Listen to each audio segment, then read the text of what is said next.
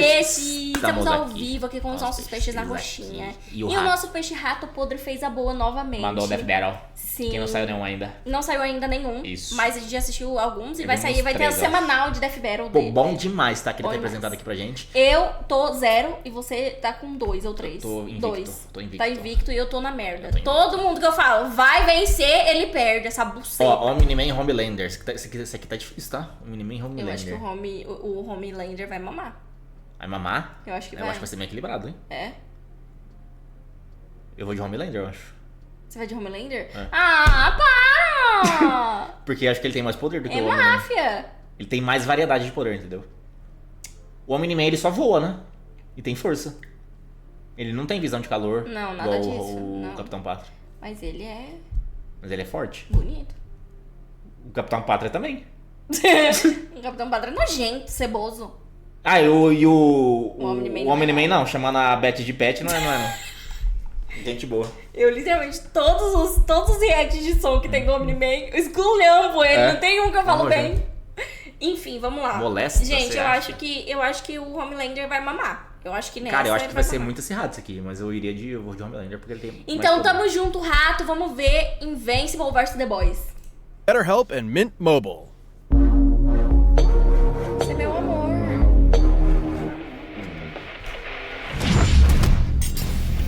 Omni-Man, the invincible champion from planet Viltrum. Homelander, the world's greatest superhero, brought to you by Vought International. Few heroes have stood the test of time with more aplomb than the very first, Superman. But what if absolute power did, in fact, corrupt absolutely? Answer, we're all screwed.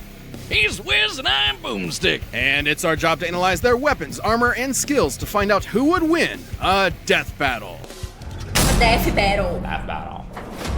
Look, up in the sky. It's a bird. It's a plane. No, it's Omni-Man. Had you going there for a second, huh? Not really. His name is in the title of the video. Well, you might be forgiven for mistaking Nolan Grayson for his classic comic inspiration. He's even got that sexy mustache that he's not afraid to hide with terrible CGI. Born on the planet Viltrum, Nolan was sent to Earth to act as its superpowered alien defender and spread the enlightenment of his utopian homeworld. And as his superhero alter ego Omni-Man, there was no one better suited to the task. He's saved the world countless times, worked alongside the Guardians of the Globe, and even married and had a son, Mark. Life couldn't be better until Mark inherited his dad's Viltrumite powers. That's when Mark found out that his dad was a stinking rat bastard liar. Turns out, Viltrum wasn't exactly the peaceful utopia Nolan promised. Peaceful in the sense that they culled half their population, murdering billions with their bare hands until only the strongest were left, united by a common purpose. This Viltrumite empire then went on to conquer planet after planet in their home galaxy, murdering any who dared oppose them. So just scratch that whole peaceful part entirely. And turns out Omni-Man was here to do that same thing to Earth. Sorry, Mark. Your dad's a dick. Even worse, he's easily the most powerful being on the entire planet. Imagine combining the raw power of a Kryptonian and the bloodlust of a Saiyan, and what you get is basically a Viltrumite. Due to their unique DNA, Viltrumites are composed of smart atoms that they can manipulate to achieve superhuman feats, like holding their breath for weeks on end by drawing more energy from the oxygen inside them. Kinda reminds me of that whole bioelectric aura thing Superman has. That's basically how comic writers bullshit a science-y explanation for his powers. Except smart atoms make even less sense. How can atomic structure be designated by your DNA? DNA is made of atoms. It's completely nonsensical biological hogwash that I cannot stand. Uh-oh, comics fans. I'm calling this debunked. Viltrumites can fly, withstand near absolute zero temperatures, and even possess insane healing factors. You know, stuff like getting punched through the stomach, having your guts ripped out, or having your face smashed up in a tomato soup. I don't mean to exaggerate, but Viltrumites in this series get fucked up and somehow survive. However, too much trauma to the brain or heart can overtax their healing factors, and intense heat can be especially damaging. Even the most powerful Viltrumites can be killed by extended baths in the spicy hot plasma of a star. And because of their abilities, their inner ear vestibular system is far more sensitive than a regular human's. Intense sonic pressure will disrupt their fragile equilibrium and even prevent them from flying. Though pushing themselves to their physical limits only ends up making them way stronger. And considering Nolan has been alive and planet conquering for thousands of years, he's easily one of the toughest Viltrumites around. Like, other aliens attacking him will literally splatter their bodies against him. But Mark didn't inherit everything from his dad. Despite his alien genes, Mark was raised as a human with our weak, pathetic human values like love and compassion and not brutally murdering the shit out of everyone you see like a maniac. Really made it difficult for Nolan to relate to his kid. Such as when these aliens invaded Earth. Mark tried his best to minimize casualties and outsmart his numerically superior foes. Nolan, meanwhile, tackled their leader through the portal back to their homeworld, then spent some time systematically annihilating their planet for even daring to take Earth from him. Classic generational divide. Annihilate is underselling it. Nolan flew so fast that his body lit their planet's atmosphere on fire, creating massive country-sized explosions, with his own body as the projectile. Omni-Man has flown across galaxies in only a week, survived punching a hole through a planet, and even deflected a meteor the size of Texas. Assuming that means the diameter of the meteor is equivalent to the distance from the top of the Panhandle to the Gulf of Mexico, that would make it 1,300 kilometers wide. And weigh over 4.6 quintillion tons. Moving at re-entry speeds of over 11,000 meters per second, it had hit with enough energy to destroy the moon twice over. So Omni-Man is strong enough to slaughter those who considered him an ally, the Guardians of the Globe, all to ensure as seamless a transition to the coming Viltrumite rule as possible. Too bad for Nolan, it wouldn't be that easy, because he'd have to go through his son first. Mark was horrified by his father's treachery, spurred on by the reveal that Nolan only viewed his mother as a pet, a disposable broodmare. Invincible fought Omni-Man to save the planet. And that's when Mark's real Viltrumite training began. Get it? Training? Like the train? Yes, we get it. It was a good pun. Jesus. But if anything, it was Omni-Man that learned a lesson about humanity that day. He may have tried to turn Mark into a Viltrumite, but in reality, as Nolan fled Earth with tears in his eyes, Mark made his father human. Foda, caralho. This episode is sponsored by BetterHelp. Life can be overwhelming, and many people are burned out without even knowing it. Better H-E-L. Welcome to Vought International, a multi-billion-dollar American conglomerate whose #1 products are the greatest superheroes on the face of the earth. That's right, superheroes are real and they're big business. Imagine a company that possesses a monopoly on popular culture, pumping out movies, TV shows, action figures, and video games constantly, drowning the masses in a slurry of focus-tested nostalgia opium with no end in sight. Yeah, imagine. Within Vought's pantheon of gods among men is their premier super team, the Seven, and its leader, Homelander. He's got the looks, the charm, the Jesus, and most importantly, he's got the power to slaughter all of America's enemies at home and abroad. This guy probably eats freedom and shits eagles. But Homelander's squeaky clean corporate sheen is only skin deep. Far from the big blue Boy Scout he's marketed as, Homelander is probably the closest thing to Lucifer on Earth. Remember Bad Future Biff from Back to the Future? Now give him superpowers and media training. Vought's official story is that Homelander was an alien who landed here as a baby, a tale we're all familiar with. And one that's total bullshit. Homie was made in a lab with Vought's proprietary super soldier serum, Compound V. And he was a complete success. Too much of a success. He was murdering rooms of terrified scientists before... Fala, Eterno, obrigado pelo set, meu Eterno, lindo. obrigada, vai tomar no seu cu. Arrombado. Tá vivo ainda, arrombado. Prematuro, hein? His umbilical cord was even cut. In the comics, Vought had to keep a remote-controlled hydrogen bomb strapped to him at all times because they had no idea what else could possibly kill him. As he grew up, he was subjected to psychological conditioning to make him the greatest and most profitable hero of all time. It wasn't long before he debuted as Homelander, the ultimate defender of the American dream. Homelander possesses massively superhuman strength, speed, and durability. He can fly at hypersonic speeds, see through walls with X-ray vision, and detect a person's emotional state from just the sound of their heartbeat. But you know you're done for when he breaks out his heat vision, which is strong enough to slice through crowds of people or split airplanes in half. or screams so loud that it shatters the eardrums of anyone around him. Those are innocent bystanders whose ears are exploding, by the way. Oh yeah, he totally botched this mission to stop a plane hijacking, so he forced each and everyone on board to die in the resulting crash so they wouldn't reveal his incompetence. Well, Homelander's powers may be real, but his heroism is a charade. Essa cena Though do he anão plays his mostra tanta part coisa na well, série. he cares nothing for the peons he's forced to protect. The only thing he treasures is, ironically, his public image. Turns out being raised as a lab experiment doesn't create a healthy person. But don't worry, he eventually cleaned up his act and started a totally 100% healthy sexual relationship with a fellow superhero, who just happened to be an actual Nazi. Speaking of sex, Wiz, you know how I'm always saying we should figure out how Superman and Lois get busy? Well, forget that, because Homelander proved that they can't when his ejaculation blew his partner to smithereens. Who drew that? Look, there's no way to sugarcoat this. Considering a human's load has much less mass than a shotgun pellet, it would have to be moving significantly faster to achieve the same kinetic energy, over 1,500 meters per second, or 4.5 times faster than sound.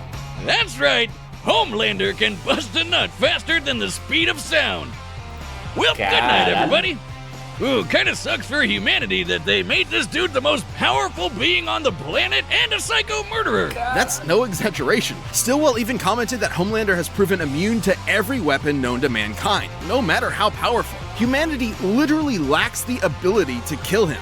That'd include nuclear weapons as powerful as the Tsar bomb, which exploded with the energy of 50 megatons of TNT. Actually, it could have exploded with twice that. But the Soviets who created it were afraid it would irreversibly alter Earth's biosphere and end the world.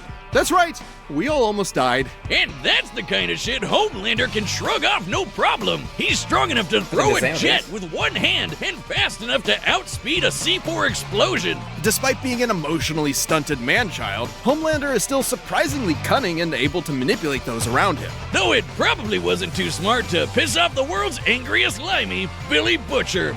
Yeah, turns out forcibly fathering a bastard son with someone else's wife is not a good idea. Of note, as unjustifiable as it is, to Homelander, this gave him something he never had before. Some small measure of control over his own life. Being born Vought's star pupil meant he was under their thumb from the day he was born. His superpowered son was the first thing that was truly his and might be his best option for a new beginning. Or not. Pancada agora? This episode is sponsored by Mint Meu Mobile. Deus! After years of fine print contracts and getting ripped off by those big wire, mobile.com/death battle. Vai, pancada, segura de pancada. All right, the combatants are set. We've run the data through all possibilities. It's time for a death battle!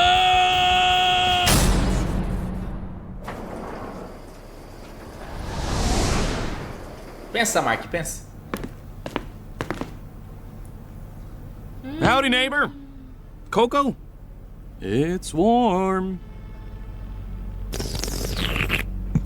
You know, Nolan, Homelander is more than just a superhero. It might be cynical to say this, but he's a brand. And it's very important to me that that brand means something. And if I'm playing second fiddle to some goddamn alien, what's really the point, right? What do you think, Debbie? Caralho. Nah, she's shy. So, do we have an understanding?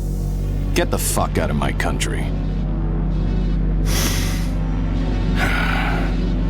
I'm going to feed you your own heart. Bem passada. That was a great line. Olha.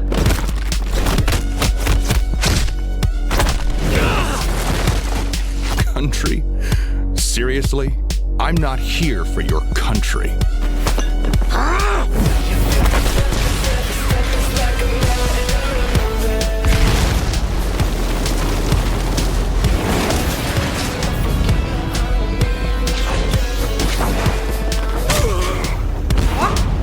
Caralho, que música foda.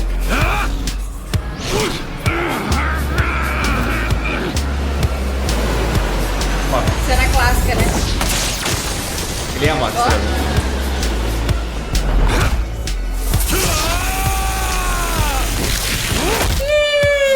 been hit by someone your own size before? You have to turn with the punch to reduce... Better.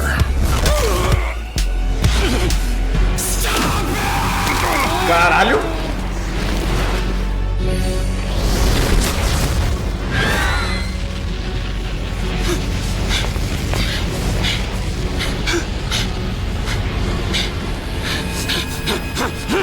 What's the matter? Are you going to cry?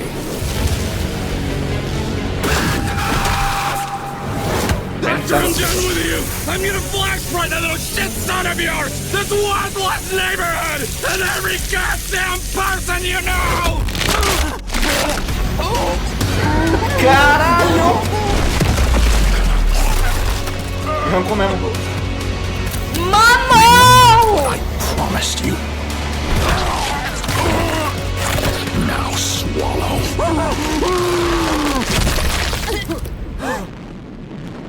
Merry Christmas. Ai, meu Deus! Eu nunca achei que eu fosse ganhar!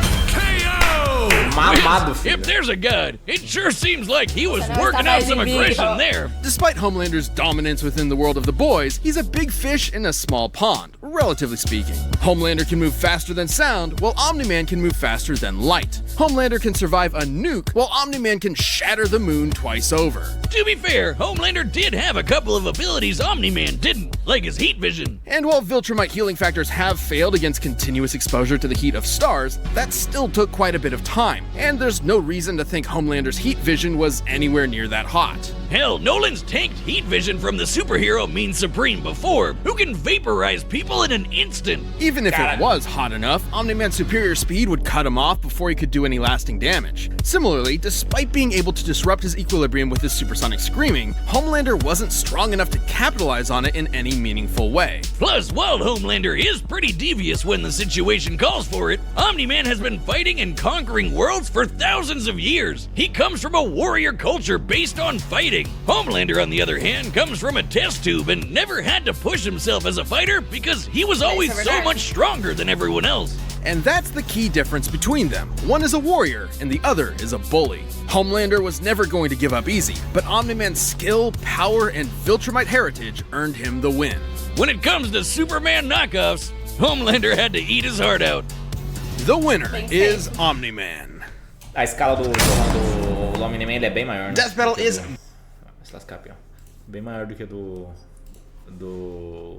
Capitão. Quem mamou? Eu, depois de perder todos os Death Battle, ia ganhar um. É brincadeira. Quem mamou, fala aqui pra mim. Você já tá mamando bem mais, tá? Que coisa feia falar da sua namorada. Perguntando. Muito bom, né, cara? Padre é um maninho com problemas com o papai que se acha forte, mas nunca treinou na vida. Só é forte. Nolan foi um guerreiro por centenas de anos. Então, foi o que ele falou, né? O Homelander não tem ninguém maior do que ele. Então ele nunca precisou se esforçar. Ele é um bulinador, quando o Homelander é um conquistador. Ele nunca precisou, tipo, se esforçar pra ser melhor, né? Ele sempre foi o melhor. Já o coisa não, ele é um conquistador, ele é um guerreiro, né? Sempre, desde cedo. Teve que aprender a lutar e conquistar os outros oponentes. Que isso, rapaz? Que é isso? Tipo essa? Coisa feia, se controla. Vai se fuder. Cara, eu achei que o avisão de calor dele faria mais efeito, mas não fez porra nenhuma. Que é isso? Chega e salivou. Chegando, babei aqui. Fez porra nenhuma, né? Não fez. Na hora que ele segurou o avisão de calor, Mamou. tinha acabado, velho. Cara, foi um Death Battle rápido, né? Tipo, comparado aos outros, eu pensei comigo, será que o Homelander vai matar o Omni-Man rapidão assim? Aí depois daquele socão na boca que sangrou, já tinha acabado, já. Pô, mas o som muito foda, né? Eu Me lembrou a cena dele rebentando, assim, que é uma música parecida. Assim, eu entro totalmente na pira desse Death Battle. É muito foda, bom. muito bom. Quer ver mais? Comenta aqui. Death Abraço! Batalha Mortal. Tamo Obrigado, junto. Rafa.